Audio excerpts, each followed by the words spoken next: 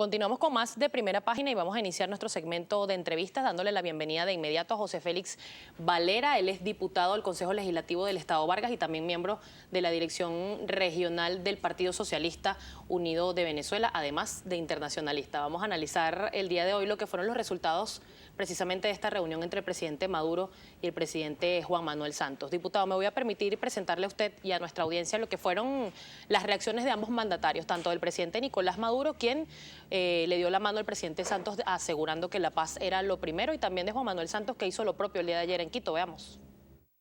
¿Quién triunfó hoy? Triunfó la sensatez, el diálogo y lo que debe triunfar siempre, la paz. La paz entre nuestros países, entre nuestros pueblos.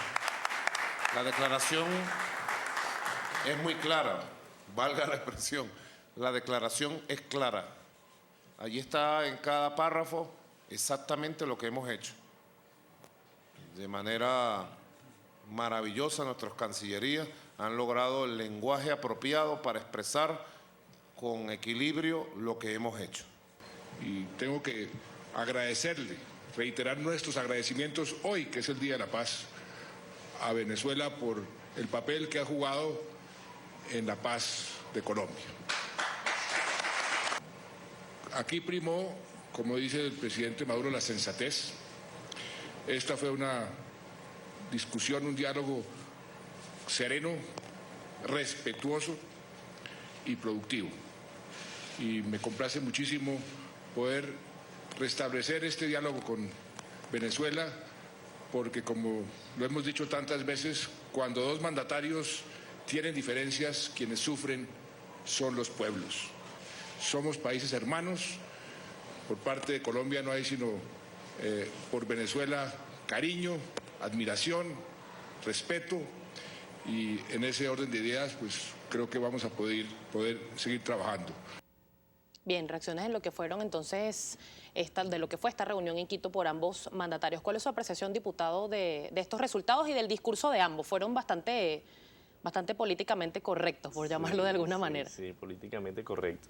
De hecho, es bien importante destacar cómo inicia el presidente Juan Manuel Santos su intervención dando gracias, ¿no?, al gobierno de Venezuela, al presidente Nicolás Maduro, por ese esfuerzo en transitar a la paz, ¿no? Bien importante además la calificación que da de respetuosa la reunión, ¿no? Así que se da, como diría Nicolás, en el lenguaje propio para este tipo de situaciones. Pero más allá de eso, vale destacar esa intervención. Luego tiene una parte bien importante, la de Juan Manuel Santos, donde él dice que uno de los elementos a resaltar es rescatar los caminos formales para el entendimiento, y eso pasa por uno de los 7 acuerdos, que tiene que ver con reanudar el trabajo de los embajadores en cada una de las naciones. Recordemos que hace poco, una vez que se toma la decisión del cierre de fronteras, llaman a consulta a nuestros embajadores y no vuelven cada uno al país que le corresponde. Si ni el embajador de Venezuela vuelve a Colombia, ni el de Colombia vuelve a Venezuela, producto de esos mecanismos de reciprocidad. Bueno, eso que Santos califica como el camino para la paz, pasa esa ruta por el restablecimiento de las embajadas, y bueno, y paulatinamente se irán trabajando las relaciones. Claro, diputado, fueron 7 puntos en sí que tiene este acuerdo. Uno de ellos es efectivamente reanudar progresivamente lo que es la actividad en la frontera. Sin embargo, la frontera va a seguir cerrada. En la práctica, ¿cómo se va a solucionar este conflicto? Claro, porque el gobierno de Colombia tiene que asumir con más diligencia cosas que se acordaron, inclusive cuando el presidente Chávez era quien dirigía los destinos de la nación venezolana. Recuerda que Chávez calificó a Santos en su momento como su nuevo mejor amigo. En ese entonces se reanudaron las relaciones y las cancillerías trabajaron en un conjunto de acuerdos donde participaron las cancillerías de ambos países, los ministerios de defensa de ambos países, para el tema de la frontera, de combatir la criminalidad del delito, de combatir los grupos armados, etcétera, etcétera, ¿no? Lo que hay es luego un recrudecimiento en medio de la crisis económica, en medio de toda la vorágine económica que se dio, donde la frontera venezolana ha tenido un papel primordial por todo aquello de la elevación del contrabando de alimentos, del contrabando de medicinas, además el contrabando que tradicionalmente ha existido ahí de combustible. Bueno, eso llevó al gobierno de Venezuela a tomar decisiones que el gobierno colombiano no acompañó en su primer momento, ¿no? Teniendo de antemano mecanismos acordados, establecidos, operando en materia de inteligencia. De hecho, recordemos que Venezuela ha deportado personeros del narcotráfico, de la criminalidad y del delito colombiano, cumpliendo con esos mecanismos de reciprocidad. Entonces, lo que se trata ahora es de restablecer eso que ya se venía realizando, de restablecer esos mecanismos. Que debe definirse, mañana va a haber acá en Caracas una reunión, que es otro de los acuerdos también, de otro de los puntos del acuerdo el día de ayer en Quito, una reunión entre gobierno colombiano y gobierno venezolano, para precisamente definir cuáles van a ser las acciones, pero que tiene que ser atacado como prioridad. Se lo pregunto porque uno de los motivos para el cierre de la frontera era precisamente el desabastecimiento, que aparentemente el contrabando de extracción ha hecho que los venezolanos no tengan acceso a ciertos alimentos, pero la frontera tiene un mes cerrado y los alimentos no están igual. Entonces, sí, en principio ahí habría que mantener el mecanismo de control, porque lo que sí hemos logrado en los estados fronterizos es aumentar la distribución de gasolina, de combustible, y aumentar la distribución de alimentos y medicinas en los estados fronterizos por donde iba el desagüe. Y luego, bueno, hay otros temas que Nicolás califica de la guerra económica, algunos expertos dicen que tienen que ver con decisiones económicas que no se tomaron en su momento, o decisiones con las que no se están de acuerdo. Algunos creemos que tiene que ver con la crisis del modelo capitalista a nivel internacional, a nivel mundial, que también está afectando la economía venezolana.